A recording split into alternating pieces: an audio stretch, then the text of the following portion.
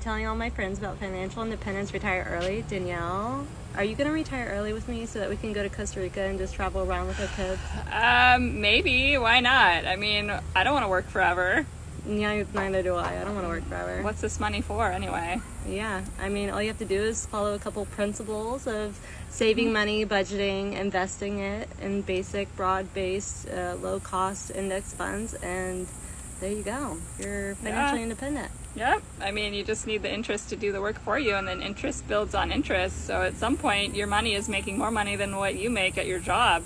What? I mean, it's getting close for me. I don't know about you. So It's getting close. I wish someone had told me when I was younger, because I mean, I'm like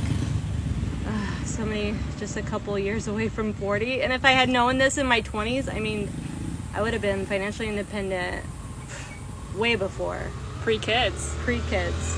So if you're 20, please listen to us. Yes. And get your money in order and figure out how to reach 5 before 30. Wouldn't that be cool? It would change your life, literally. Yeah. I mean, everyone's talking about like digitally nomad, go anywhere, but they're still living paycheck to paycheck. They depend on logging in that day and making their online money.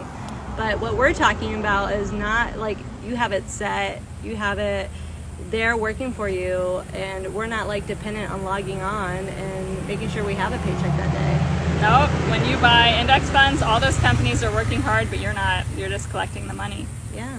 You're pretty much like loaning money to these businesses so that they can go and do the thing that they love and make those products and make the world go round, I guess. Yeah.